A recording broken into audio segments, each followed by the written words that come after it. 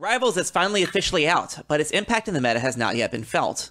We take a look at some of the cards in this set and discuss which, if any, will make it into the standard or trilogy meta. We also talk about Easy Pickings, an event that is turning the tide of mini battles, and it's cheap! This is episode 76, What's Good in Rivals? You have been well trained. No. You don't have to carry a sword to be powerful. I won't fail you. Do not. I'm not afraid. There is no try.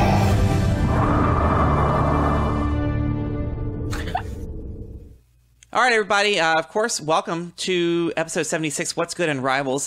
You over there in the chat, if you're watching this show live, feel free to ask us any questions, and we'll answer them at the end of the show. So, Kim. Yes. I know you got an exciting week planned, but did you have an exciting week prior to this one? I had a fairly calm Destiny week. I went shopping because... So I'm on the fence of, do I need another box? Or can I supplement what I still need from my collection if I start doing draft? Because my local store is starting draft this week. Okay. So Mr. Breeze has said I shouldn't buy another box. So I'm just inadvertently buying 5 packs here and there every time I stop at the store. And that's your strategy. Oh, that's my strategy. It backfired horribly today. I bought 5 packs in my handy dandy Rivals kit today. Very cool. And I got diddly bleh in my packs. Diddly what? Diddly bleh. Okay, I didn't know that was a thing. Well, I started to, I guess diddly crap. I had to censor myself. So yeah, I thought, man, 5 packs, and the box still looked pretty full. I ain't get anything good. Oh, I got Newt, and I got a Vibro Cutlass. That's all right. And but nothing that I was missing or wanting, or I still just have the one Afra. But I don't have, somebody brought up to me this week, I don't have any Seeker Droids from the last set. Oh, okay. So I was like, oh, well then so she's going to go on the shelf for a little while. I did buy her droid, BT. Who's her droid? BT1, Afra's Thank droid? you. Yeah. So I got that in one of my packs today after I bought 2 at the store on Sunday. So now I have 3. Okay. So I honestly am struggling. I said it incorrectly this week. I said I can't find anybody fun. Well, that's not fair. There are plenty of fun combinations. I just can't land on a build. So that's why I'm excited about draft.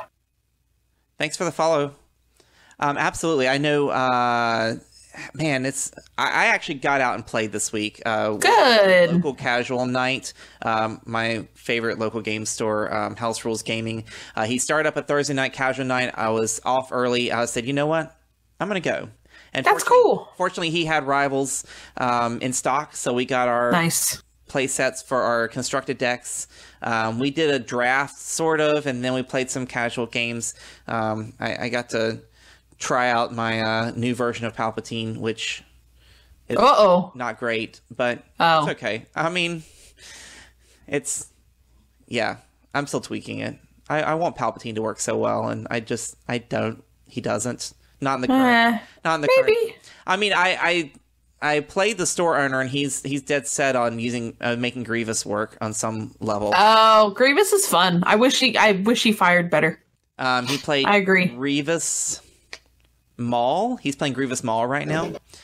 Interesting. Yeah, and I've never known him to play a whole lot of control, so I knew like a turn 1 roll out, throw out altar, which is the change 2 dice to any side, and 10 damage and turn 1 without any upgrades.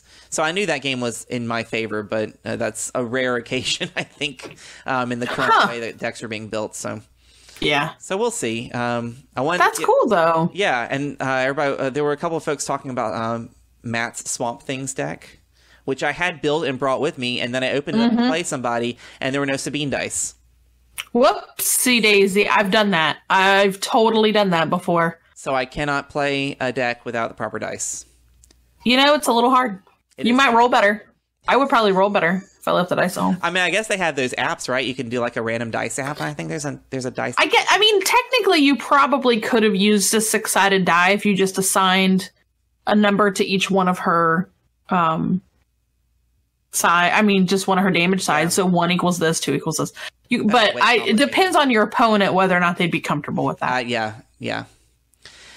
Yeah, anyway, so that was fun. I'm hoping to get to more. Nice. I don't always open on a Thursday. Usually I close, so it's not going to happen as much as I would like. But it was nice to get out there and play some real people. I mean, people on TTS are real people, but I don't see them. It's nicer to have that face-to-face. I don't know. I agree. It's nicer to have that face-to-face. Yeah. Always super happy to go that route. So anyways, that was my week in Destiny. So that's pretty awesome. I know. I'm excited for you tomorrow, though. I'm super stoked. So they're doing an actual event, so they'll have the promos and stuff like that. And Rivals has been hard to come by. So even when there was the winter preview, whatever you want to call it, they got 6 sets in, but wouldn't sell any of them. They just kept them there on hand to be able to run drafts with them. Gotcha.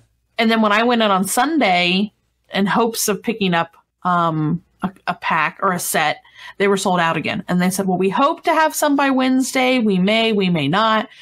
So one of the other local shops, luckily, they were closed yesterday. So I figured I had a pretty good shot of getting one today. So I was able to stop in. Nice. And get a couple. So not that I couldn't have used one of the shop's sets, but I just want my own. Like that way I have time to look through the cards. I have time to, it's just, I'm an only child. I don't like to share. Thank you, HE Wizard, for the follow. We'll just leave it at that. I'm an only child and I don't like to share. Oh, there's Muffler Man. Whoa! Sorry, guys.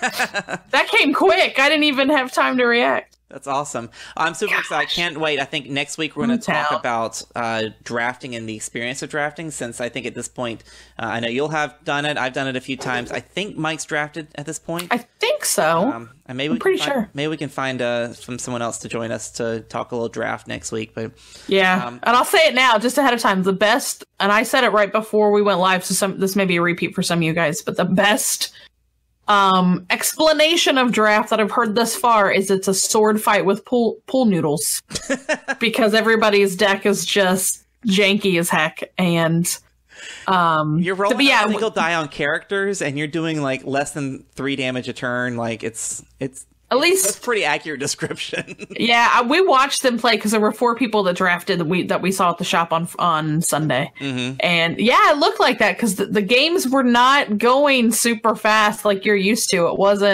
It was taking a while, like the normal round time to get through it. Wow. And like half of them were playing a Jawa, so that's pretty funny. All right, so let's go ahead and jump into the news. Let me take that back, huh? You'll find what you need. So this weekend was packed with some regional action. I know there were 2 that we heard of, and then all of a sudden, like everybody outside the United States had a bunch of regionals this weekend. I don't know where those came from, but it's pretty amazing. I think I've got one: Chicago, Scotland, Western Australia, Poland, South Australia, and Norway, ranging from 15 players to 92, and everybody's top 8 is varied, very. Yeah. Very, very, very varied. Yeah, and I'm super impressed with the lists, right? So, Norway was taken by a hero vehicle deck, South Australia taken by the OTK 7th Sister, Poland by Yoda Hondo, Western Australia by Yoda Hondo. Must be something in the water in Australia. Sounds like it. Scotland went to Sabine Ezra, and Chicago went to the first for this deck, Obi-Wan and Maz, the new Obi. Which is quite incredible. There's some excitement over that deck too. I know Matthew Scott's been working on a deck like that, and he's super thrilled to see it doing well. He and I have been chatting about that deck. I love Obi-Wan, and I wanted to see him do well. That's a deck I'm considering building. Obi-Maz? Obi-Maz. Mm-hmm. Yeah, we've seen some deck lists for Obi-Maz. We haven't seen this particular one.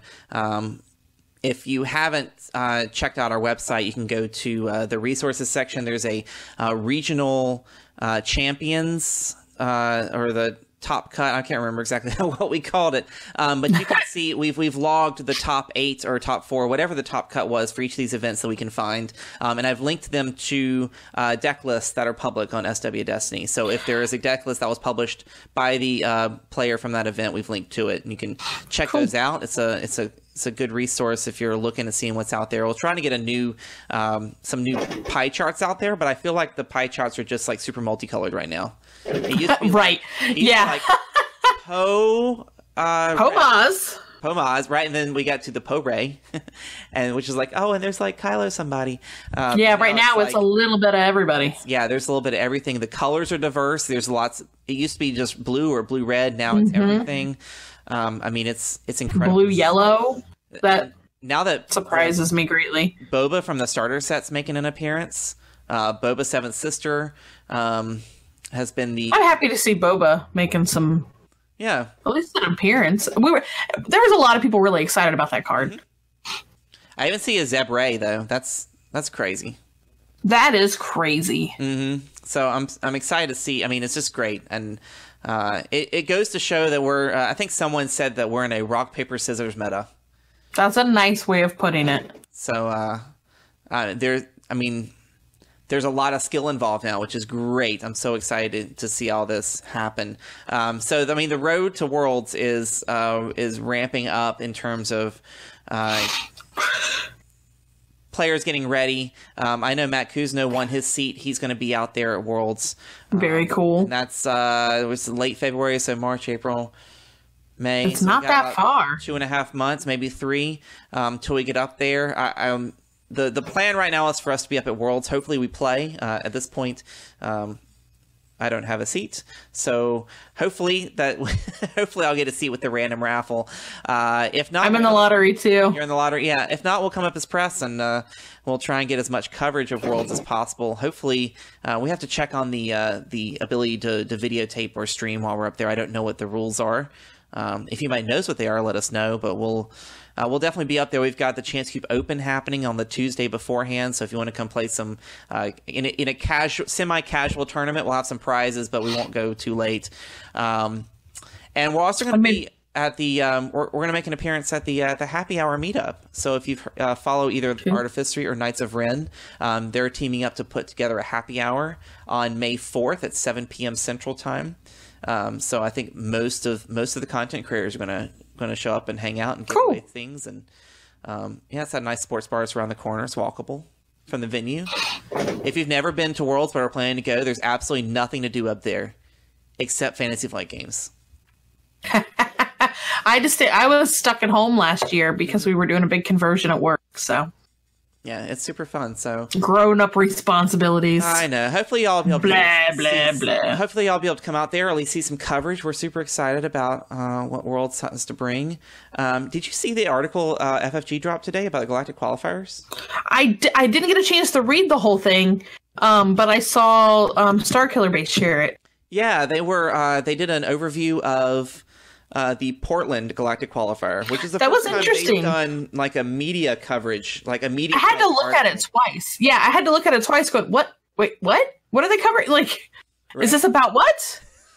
It was interesting. So that was cool. Yeah, I was pretty stoked that they kind of went that route with their stuff. So I know they're really trying to, I think, improve the visibility of those now that they've kind of. Now with Legacies has dropped, there's not much news for Destiny for them to write about. Oh, give them time. I know, a new set they'll be starting. I'd say we weren't too far into Empire at War before they announced Legacy. So I don't think we're too far away. We were making predictions last show. Maybe the show before. Oh, no, things were written down. Oh, that's right. Yeah. So far, my prediction of February 25th. They got 5 more days. Oh, boy. You and Mike have a better predictions, I think. Never know. FFG is unpredictable. That's true. Their PR department keeps changing. Asmodee may be busy because they're buying out a bunch of other board game producers, so maybe they're busy. And they're launching that other Star Wars-y game. They're whatever. A lot of talk about Legions right now. We saw it at Nova. I think we shared a video on the Facebook page that's in the archives if you want to actually see some gameplay of it. And we interviewed one of the people that were, it was a friend of the show, Billy. who was actually doing the demo there, and Ruben and I demoed it, and it is really slick. Yeah. If you're into that type of miniature game, it's different than Imperial Assault because it is on open terrain, so it's more like your Warhammer and that kind of 40K and that kind of stuff. Gotcha. And I'm sure that it'll do well because of the theme. And the minis are really nice. Oh, cool. That's super fun. It was cool. It was a neat game. It's not... I don't have room, and I don't have the capital to... FFG gets enough of my money through Destiny. Sorry, guys. It's true. It's fair. But it's one that I would watch. I just don't know that... I don't have the space. We have X-Wing stuff still sitting here in the house. Like, I can't get into another one of their big space taker games. Gotcha. Yeah, absolutely. So before we jump into our card dissection, just a reminder to everyone out there. Oh yeah. Inked Gaming. We've got a code with them. Sweet deal. Sweet code. So if you go and you gather everything in your cart, you make your custom playmats, and you get the stuff they've got on there, you get 12% off your entire order by putting in the discount code ChanceKeep12. That's easy. 12%. ChanceKeep12. All one word. All one word. Case doesn't matter. So check that out. And now we're going to move into talking about a card that does some work. Hello. What have we here? So this is a card I've seen make some crazy headway recently. Easy Pickings is a hero yellow event. 1 resource cost to play, spot a yellow character to remove 2 dice showing the same symbol and value, ignoring modifiers and resource costs. Like, I think when we first read this, when it came out, it was just like, so what? But the more you realize, like, how often it is that you've got 2 range on the table, or you know, whatever, and now something with a good modified side. Yeah, you're gonna. It's what you're trying to roll into. You're trying to roll into die that match, essentially. So it could be anything. So if somebody's trying to load up on resources, I don't know. I know you said your Palpatine deck isn't quite as, but Rise Again. If I'm playing a blue villain deck, and I see you over there loading up, I may take your resources. It doesn't have to just be damage. Right. And it's the, you know, I mean, if you start to fear that now, right? Because since we're talking about Palpatine, since you brought him up, you roll into those, you roll into those 2-3 range signs, right? So 3 range, 3 range, you're like, yes, 1 more turn, and you got 10 damage coming your way, and all of a sudden it's like, haha, easy pickings. Like, wait, what? And because I'm not resolving it, I'm removing it, so you don't get those extra 2 damage for those. Yeah, so, and it's only 1 cost. That's what makes this card so great. It's 1 cost. And it's limited $1. It's limited by the spot yellow character. And I've seen folks use this like in the special games we're in now, right? You remove 2 specials. You can use it to remove 2 blanks just to get those dice off the field. Like, I think we're starting to see as the game develops, the more dice you remove from the field, whatever they are, the better you're off, because rerolls can kill you. And you don't know where it's coming from. Right, and there's enough cards in the pool now that give you don't have to pitch to reroll necessarily anymore. There's a lot of cards out there that are giving you reroll options. Trust me, because I'm looking at them all the time to put them in my deck. Right. So because putting a card in my deck because I know I'm going to use it to pitch to reroll is a pointless slot in my deck. So at least I'm getting, and some of them let you do other things with it. I mean, roll on, at least I guess roll times. I'm trying to think of what a couple of the other ones are I just looked at. But yeah, so you're right. If you want to get die off the table in this meta. Absolutely. And this is a cool card. Yeah, and control is, whether you're controlling your own dice or your opponents, it is a way to ensure you're in a better place than you were before. And it's, what a card that I didn't expect to be as powerful as we have seen it recently. And it is in almost any hero deck that has a yellow character at this point in time. And again, like you said, it's cheap. So if you haven't looked at easy pickings because it feels like it's too situational, you'd be surprised how often you're in the situation to use this card. And yellow, I feel like, is fairly strong right now. I mean, Hondo, and just about any friend is winning a lot of stuff. So your Sabine. Yep. your hero vehicles deck have Ezra in it. So yep. Yeah. So chances are, every major hero deck right now has got some sort of yellow. Yeah, even Obi Moss. Maz always finds a new friend too. That's true. All right. Well, easy pickings. Definitely give it a shot. I think it's definitely worth looking at if you're playing Hero. Hero's finally got a great low cost removal, which I don't think we've. Which is nice. Yeah. No, that isn't Hero only. I mean, you had Electroshock, but Electroshock was for everybody. Right, and everybody likes He Doesn't Like You, but that's for the bad guys. I know. Sorry, my AT-AT was trying to run. Oh, speaking of your AT-AT, it's that time. It's that time. Look, I ain't in this for your revolution, and I'm not in it for you, Princess. I expect to be well paid. I'm in it for the money. All right, Kim, I think I brought something back to give away this week, and you are going to help me do that. Okay. Right? So these art cards, which are for those who are not watching the video, they are Friends in Low Places and the Outer Rim Outpost, and they were done in a New Jersey style. They were alt arts given out at the Highlander Games regional championship, so they're pretty cool little alt arts. We need to upload a picture of little Mr. AT-AT so that those listening at home can see how cool this guy is that I pull the winner out of each week.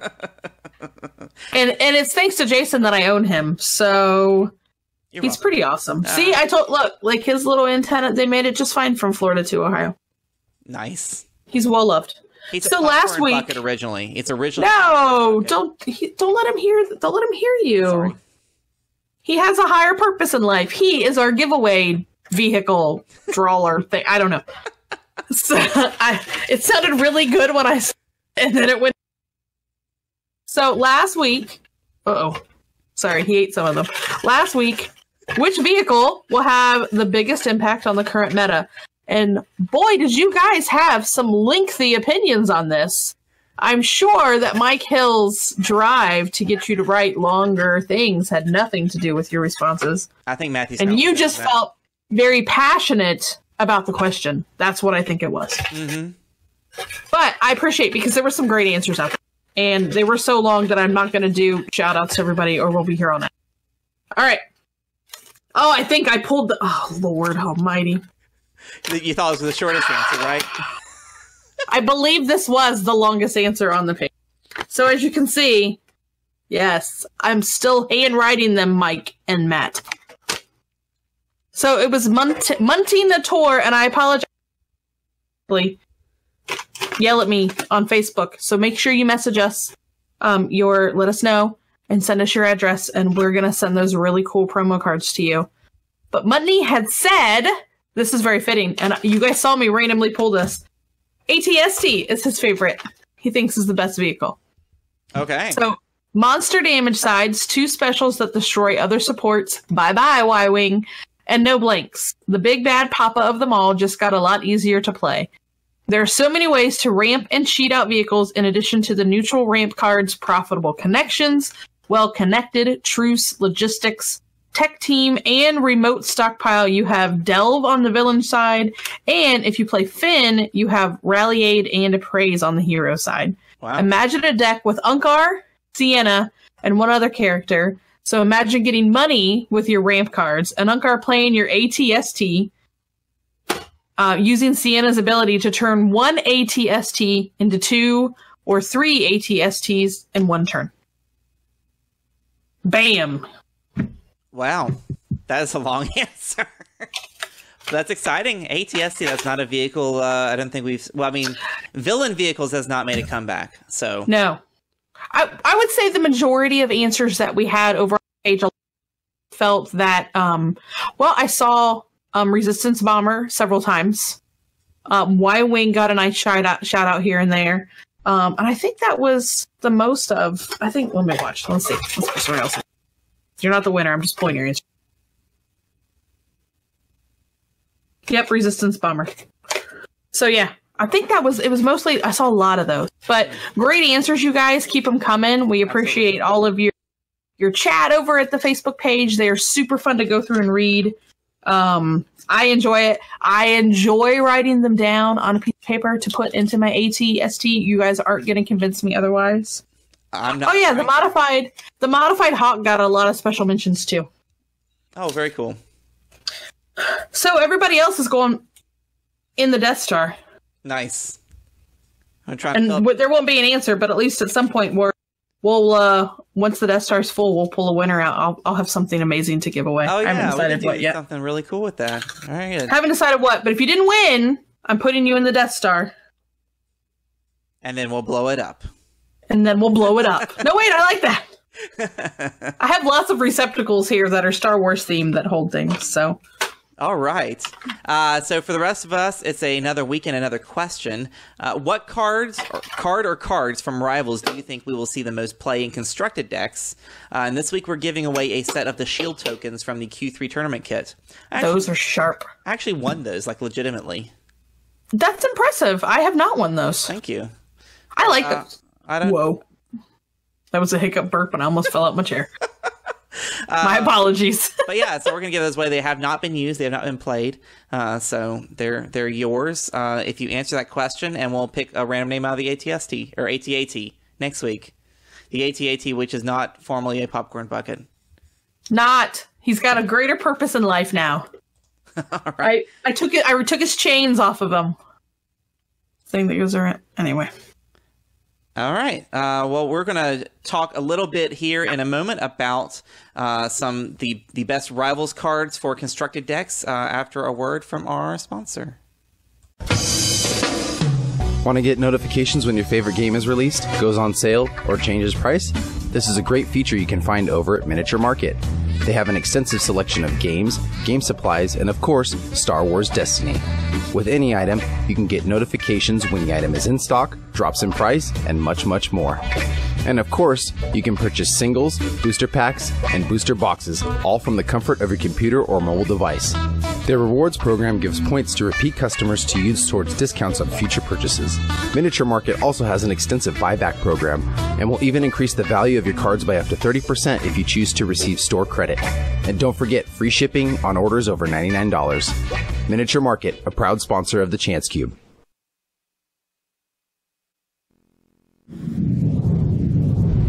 But you know what I always say, speak softly and drive a big tank.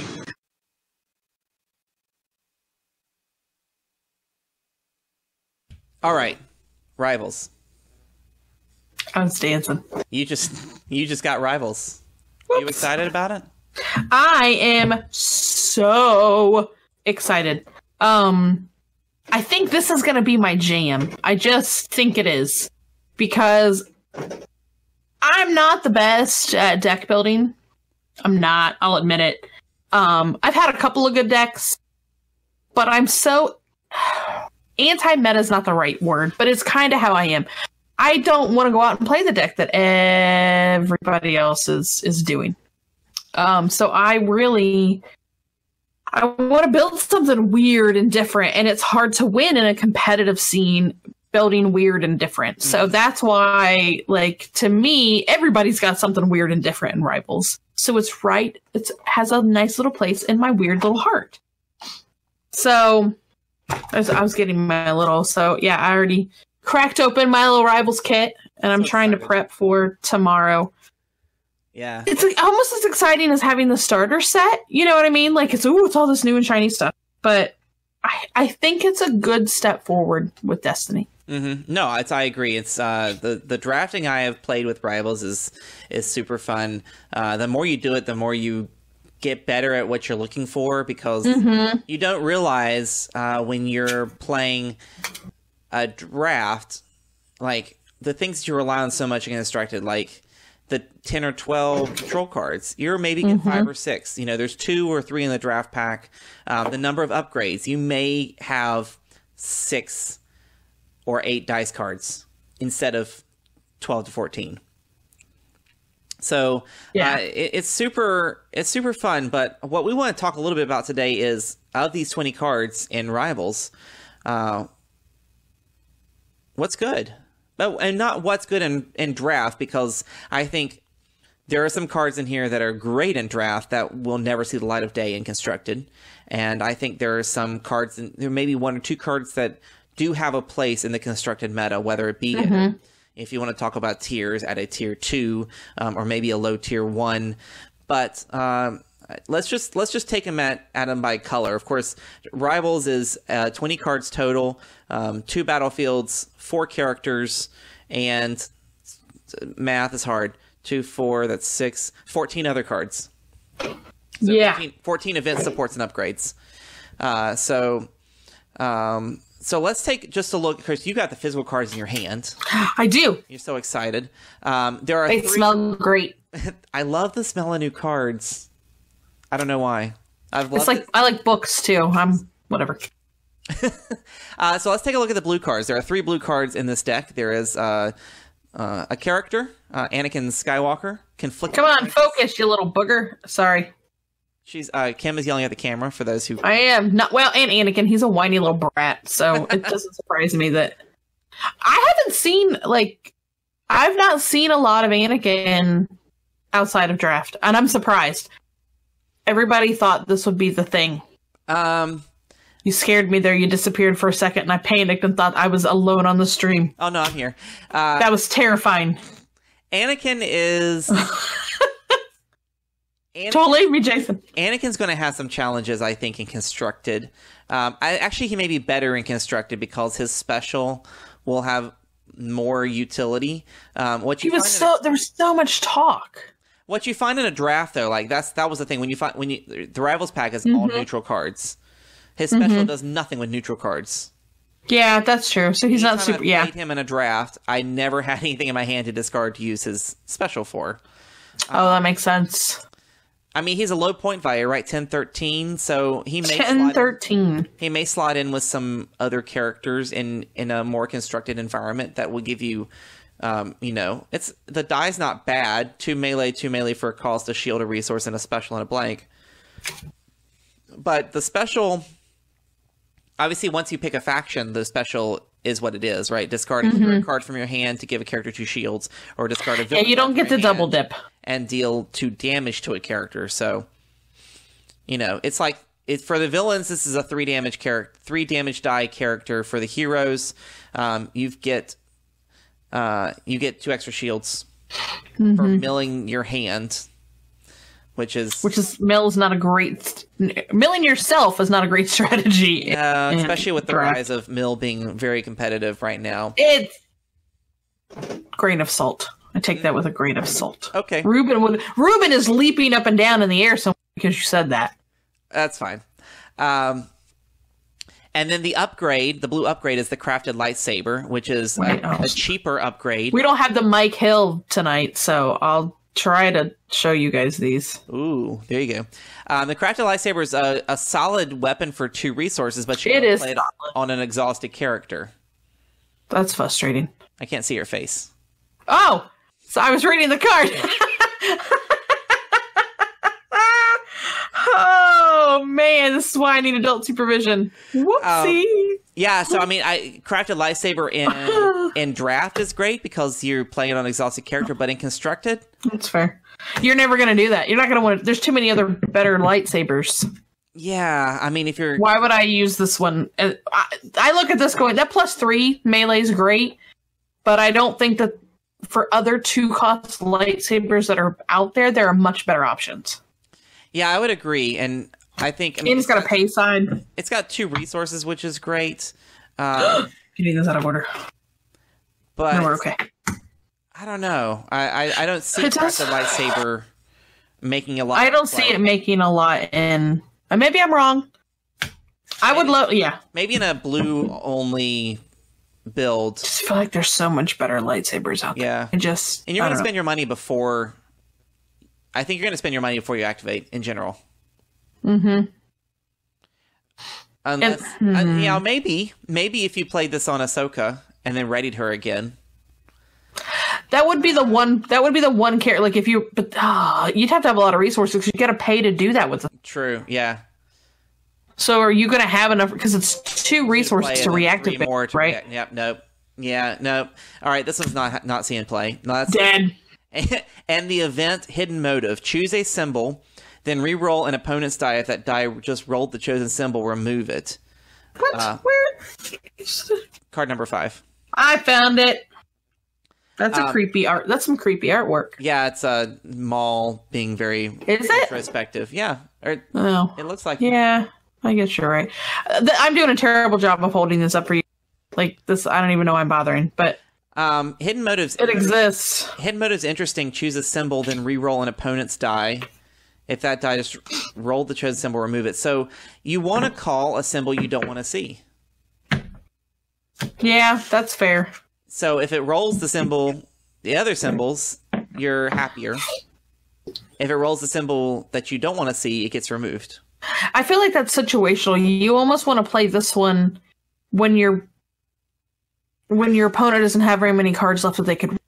I don't want to play this when they have 5 cards in their hand. Right. And then call a symbol, and then it didn't land on the one that I wanted, and it didn't land on the pitch to re-roll. Mm-hmm.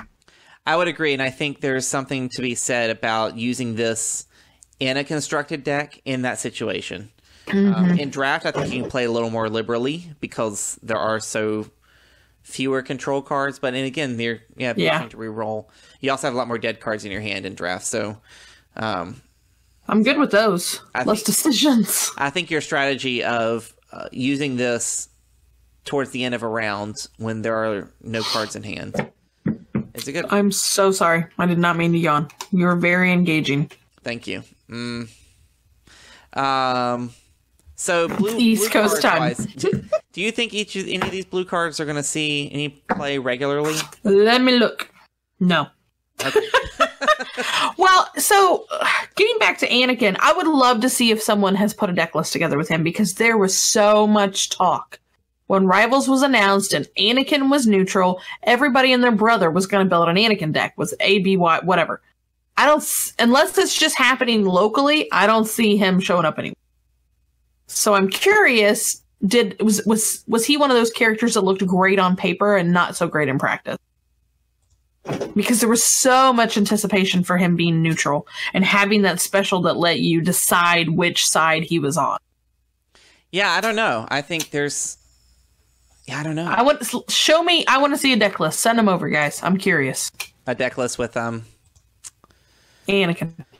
Yeah. I want to know. I'm just curious. Are any of you playing him? For sure. I'm just curious because I'm not seeing it. I'm not hearing it. I don't see in all the various groups, Facebook groups and stuff like that. I don't see him being talked about like he was in speculation when it first came out. So I would say with these blue ones, great for draft. Hidden motive, you might see some play in constructed because it's a 0 cost. Mm-hmm. And it's removal, but that's probably the only one, in my opinion. In my humble opinion. In my humble opinion. The expert that I am. I agree. No, I totally agree. So let's move on to the... This has been The Chance Cube, a Star Wars Destiny podcast, a non-profit organization dedicated to building community through gaming. Visit our website for all things Star Wars Destiny, including our price watch, meta tracker, and latest articles from the Chance Cube family. Find our latest videos on YouTube, follow us on Facebook, Twitter, and Instagram, and visit us at patreon.com/thechancecube. Your patronage allows us to grow this program and help us give back to the gaming community by sponsoring events, giveaways, and supporting our own community building initiatives. This is Mike Hill, the voice of the Chance Cube. Thanks for listening.